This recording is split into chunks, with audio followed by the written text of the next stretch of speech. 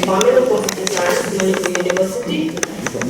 And last is Naorem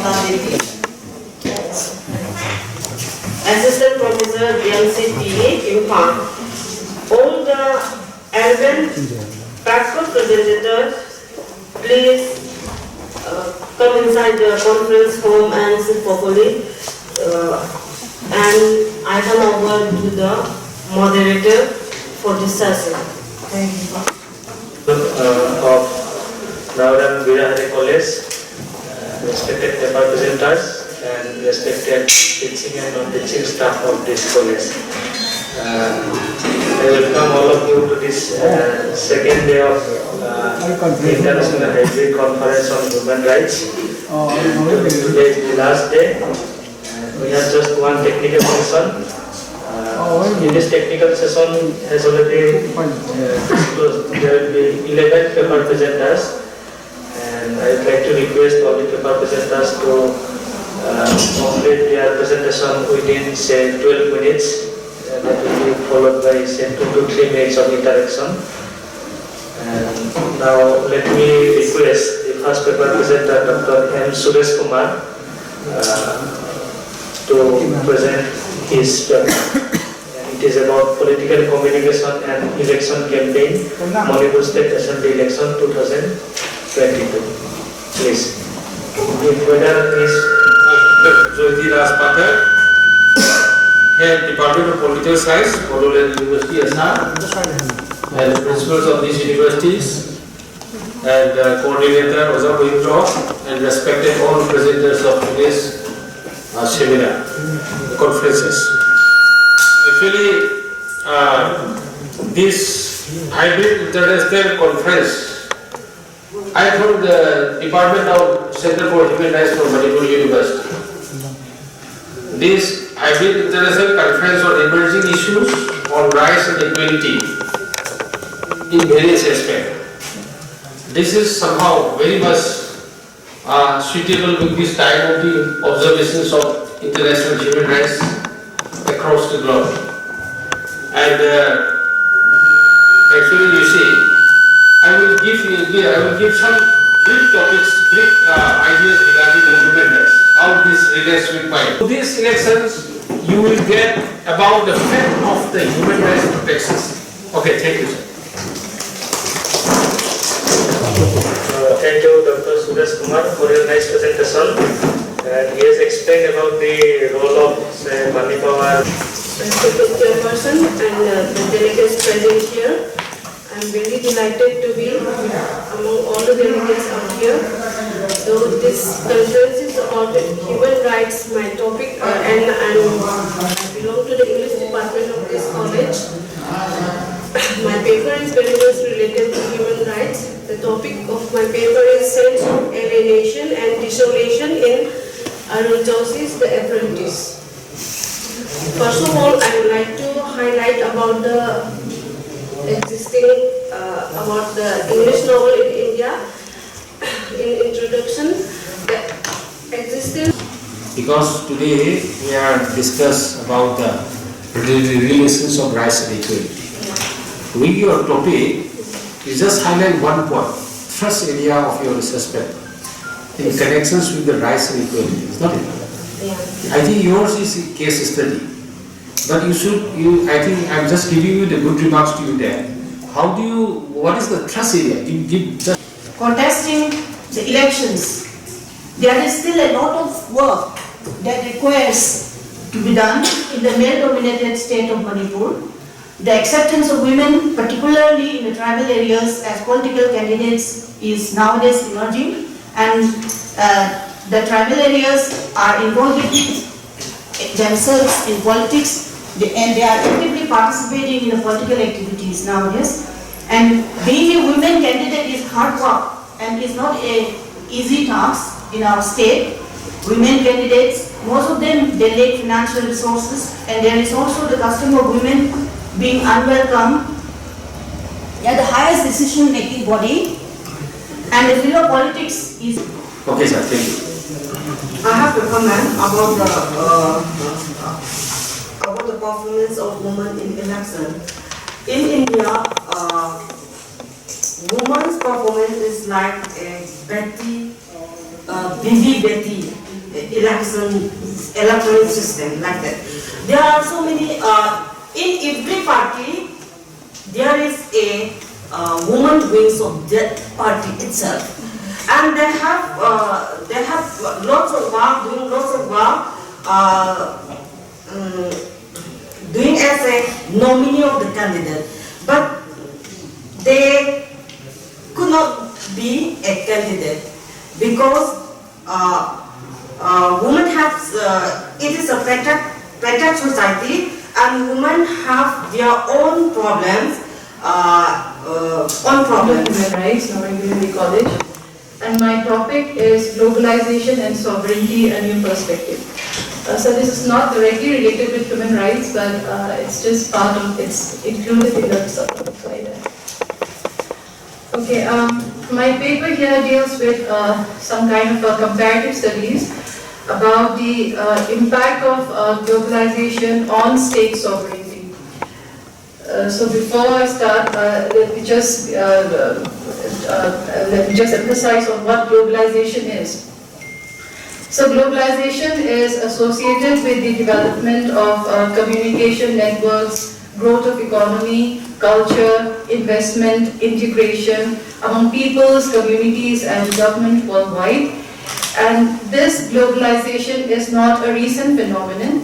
I mean, it has been happening since ancient times, because traders, they traveled long distances to buy expensive and rare commodities. But with the advancement of industrial revolution, resulting in better transportation and thank you for this nice presentation, but I have some apprehension. You talked about, you made a comment, it seems to me a bit sweeping, that there is no indication or decision of state. Your life is, you need to make a distinction. State is not receiving, but the state's intervention in the social sector is getting receded. And if you look at the Washington Consensus, you are basically, when we are apprehensive of the Washington Consensus, but after this Washington Consensus, there is a post-Washington Consensus right now, and it is because of the it actually talks about the transformation of globalization itself. Neoliberalism itself. Neoliberalism has undergone a sea change. Initially they talked about market fundamentalism. Now, when they come across that several, threat to that kind of Indian participation and analysis of 75 amendments efficacy in Manipur. Good morning, respected chairperson and all the delegates presenting here. Today I am presenting my paper on topic 1, women in political participation and analysis of 70% women education in Manipur. As women have constituted half of the population of the Manipur, and women are traditionally put in high status in this state. They are being recognized for a unique contribution in bringing peace and development in the society, and socially they are highly liberated as compared to the other part of the country. They have the substantial maneuverabilities, economic independence, and control over their labor. In fact, women in Manipur have enjoyed a unique status, and this reason is considered to be absence of the evil practice of the Hinduism, including caste system, dowry system, female infanticide, etc., and the presence of the woman market, example the Caravan Bazaar, marked as a symbol of woman empowerment and gender justice in our society. So the presence of the woman activism and the liquor consumption as Nisaban and Amira by this woman torch barrier, which have took the role to fight for the social justice and human rights, even exemplified the legacies of the strength of the woman. However, in spite of such glorification and definite contribution in women, in Manipur are still separate when it comes to books of the human rights also. Do you think that women is, do you think that, or not, let us highlight, let us know all the things. Whether the Constitution of India defined the definition of woman? Whether, do you have the idea? No, woman is defined by the Constitution of India. So I think it was subject to question in the Indian Penal Code. It was in the Article 12 or 13 like that. Women and the men, all human beings are defined. Then we are always talking about the male domination society in India, and this and that. And even in the human rights books also, women belong to the weaker section. But the Constitution of India, there were no articles, no sections for the dominations of men in the society. Women should be in the weaker sections. And you are also talking that in the some papers also, emancipation of women, empowerment of women. Can you cite one example that women were suppressed by the society?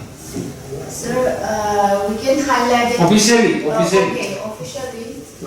There is no official, but socially it's accepted by all people that women are inferior to men. Even we can say that taking decision in domestic affair also, women decisions are not taken as so. Even the Mrs. Gandhi, Indira Gandhi became Prime Minister. Yes, it just We accepts. cannot hold the Prime Minister post.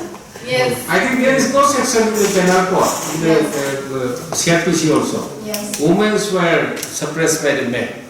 But when we talk about something about the demoralize of the some points of the women, we will be very severely punished by the constitution.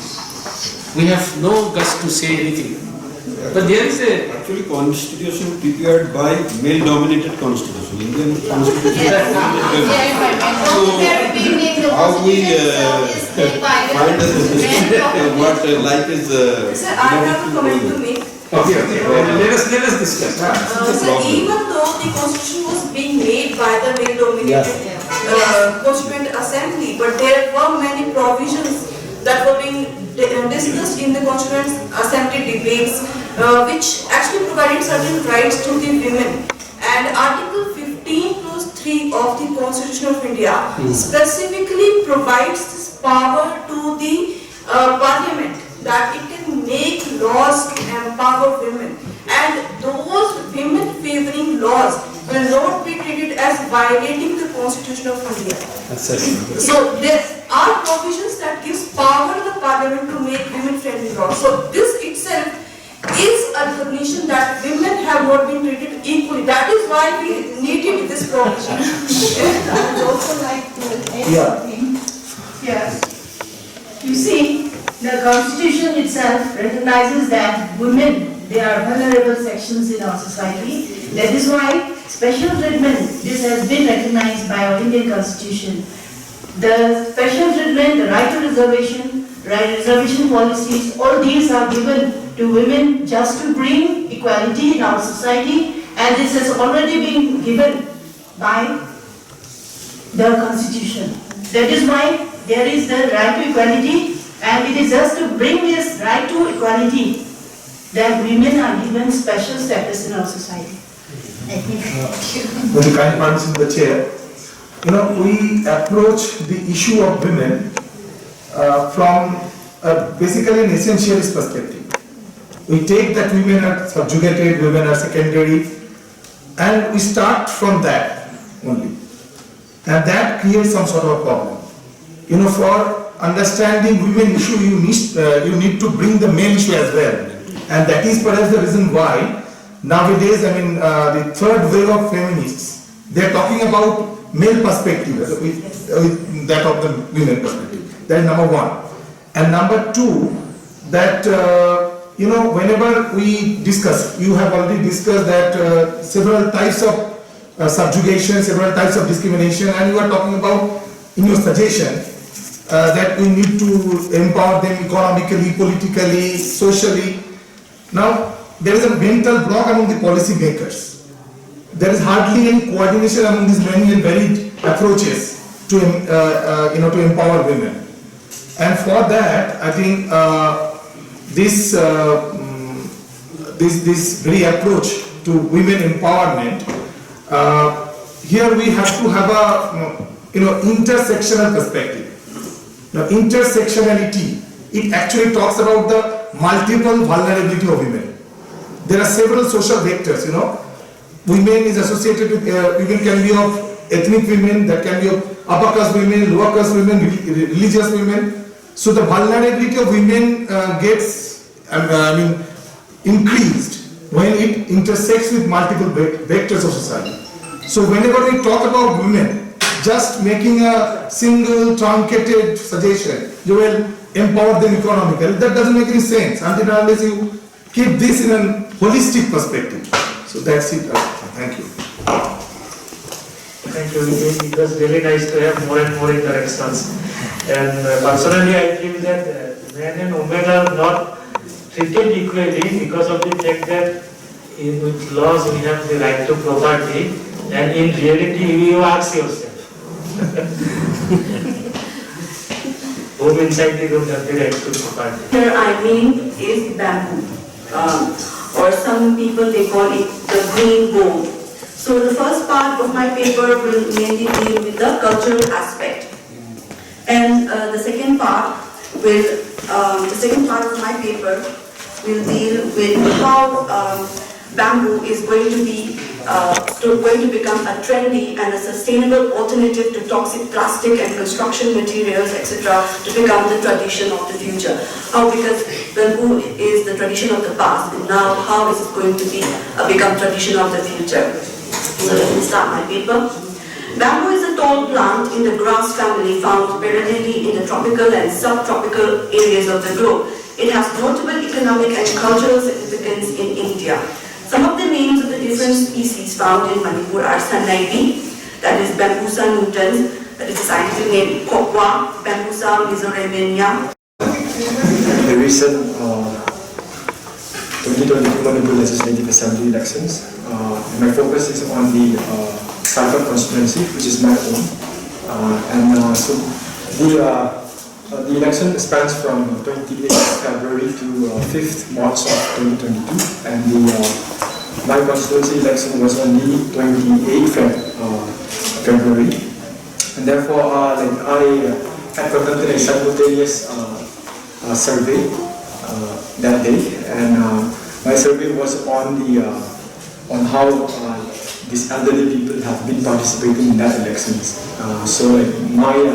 My paper today will be on how the rights of the elderly people have been neglected and abused in these elections. So proxy voting. So what do I mean by proxy voting? Proxy voting is an instance where There are about 10,000 women in Manipur, issues and challenges. Please go ahead.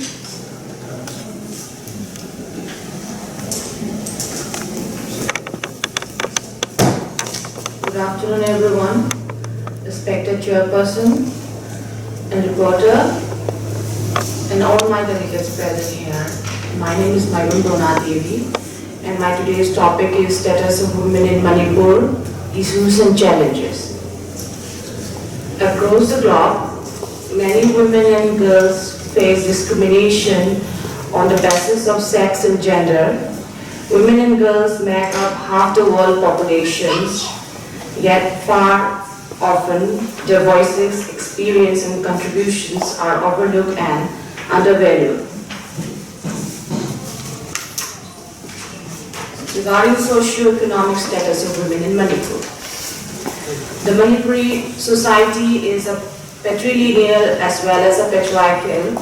However, social status of Manipuri women in the society is considered quite high as compared with that of women belonging to this chairperson, sir, or respected convener and co-conveners, today's reporter, respected professors, dear delegates, and to all. I'm Dr. Naorem from CTE. So as I'm from that education stream, my paper is a little bit different from others because most of the papers are interested on the human rights and equality, like that. So from that subtopic of the conference, I wanted to attend this conference. That's why I selected this subtopic, that teaching profession in a digital world. So I have selected this subtopic. As we know that the digital we can say that we are living in this digital world. So our life is directly or indirectly. On our health and eyes and other issues, and whether since some of the devices are very costly or just cannot afford it. So these are some of the loopholes that she collected, and then she come up with some of the necessary corrective measures also. So I congratulate you on the paper presentation, and with this we come to this end of this particular technical session. Altogether 9 papers were presented offline. One just tried with this online method, but he failed to do it. Anyway, I thank all of you for your kind presence, and this session is over. Thank you. All the participants are requested to move to the next room, or we are ready to closing session. That is answer.